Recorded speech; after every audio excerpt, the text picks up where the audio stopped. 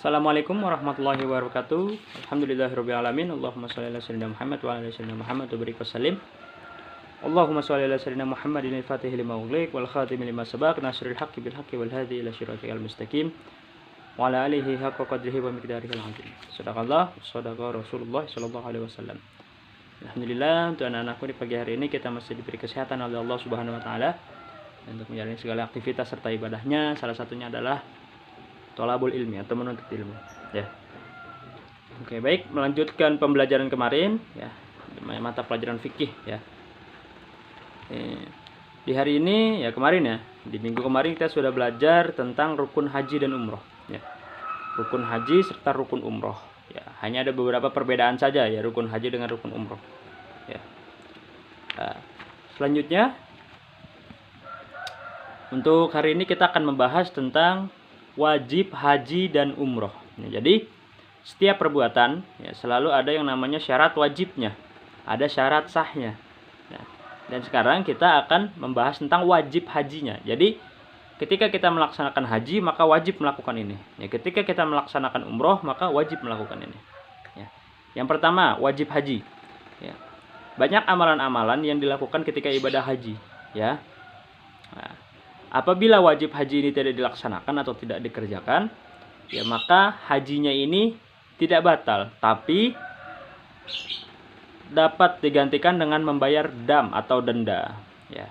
Jadi wajib haji ini ketika tidak dilaksanakan, hajinya ini tidak batal, tapi harus membayar dam atau denda. Ya. Kalau misalkan tidak membayar dam atau denda juga, ya maka hajinya tidak sah, ya, atau benar-benar batal. Ya, jadi wajib haji ini, ya, ada banyak.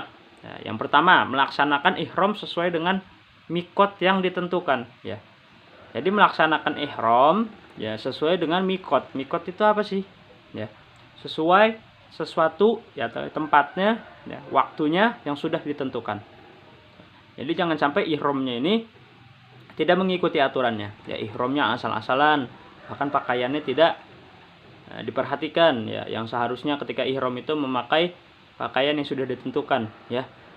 Nah, itu jangan sampai seperti itu. Jadi melaksanakan ihram ini sesuai dengan mikot yang ditentukan. Jadi sudah ada aturan-aturan yang ditentukan ketika melakukan ihram, ya.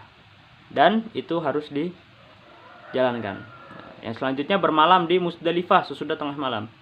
Ya, jadi ketika tengah malam, ya, sesudah tengah malam, nah, kita ini harus bermalam di Musdalifah. Yang selanjutnya, yang ketiga, melempar jumroh, ya, jumroh Aqobah pada hari Idul Adha. Ya. Jadi ketika Idul Adha tiba, ya, ketika waktu Idul Adha tiba, kita harus melempar jumroh. Nah, lalu melempar ketiga jumroh pada hari tasyrik, ya, pada tanggal 11, 12, dan 13 Zulhijjah setelah matahari condong ke barat. Lalu yang kelima, bermalam di mabit, ya, bermalam atau mabit di Mina selama 2 atau 3 malam pada hari tasyrik, ya. Ini harus dikerjakan. Lalu melakukan tawaf wada, ya. Tawaf wada itu adalah tawaf perpisahan bagi mereka yang meninggalkan Mekah, ya. Jadi sebelum kita meninggalkan kota Mekah, ya, maka kita diwajibkan untuk tawaf wada, ya. Tawaf wada itu, ya, untuk itu, nah, tawaf perpisahan bagi mereka yang akan meninggalkan Ka'bah. Lalu yang ketujuh, yang terakhir adalah menghindari segala larangan dari musim haji, ya. Maksudnya menghindari larangan di musim haji. Jadi ada beberapa peraturan-peraturan di musim haji ini, ya. Ketika datangnya haji ini ada larangan-larangan dan di situ, ya, harus ditepati, ya, harus dijalankan, jangan sampai kita langgar. Ya. Rukun haji dan rukun wajib haji ini merupakan kewajiban yang tidak boleh kita tinggalkan. Ya. Kalau misalkan ditinggalkan, ya, apabila ditinggalkan, ya, maka bisa dikatakan tidak sah atau bahkan bisa batal. Nah, kalaupun tidak batal ataupun masih sah, yaitu dikenakan dam atau denda. Nah, setelah wajib haji maka ada rukun haji, ya. Jadi perbedaannya antara rukun haji dan wajib haji, ya, itu ada perbedaannya. Nah, yang tadi kita membahas tentang wajib haji, ya. Yang selanjutnya ada rukun haji, ya. Yang pertama meninggalkan salah satu rukun haji, ya.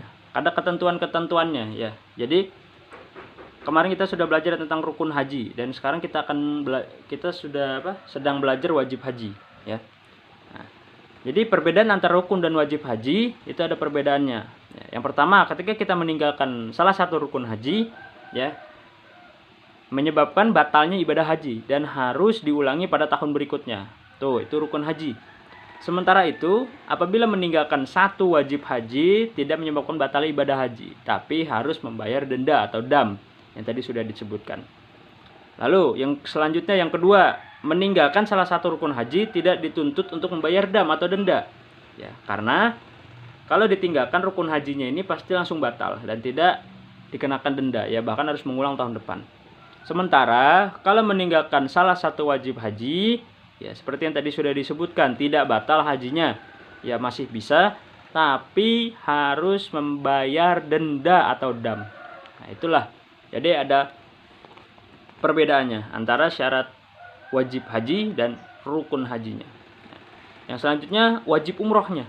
Ya, jadi setiap mazhab ini memiliki, ya, setiap mazhab memiliki aturannya masing-masing, ya. Karena setiap mazhab memiliki perbedaan dalam berpendapat, ya. Kecuali mabit dan melontarkan jumroh. Ya, karena itu hanya ada dalam ibadah haji. Ya, jadi umroh ini tidak ada yang namanya mabit dan melontarkan jumroh. Ya. Ya. Adapun perbedaannya, ya, ada beberapa ulama yang membedakan. Yang pertama, ihram dari mikot atau waktu dan tempat dimulainya niat ihram.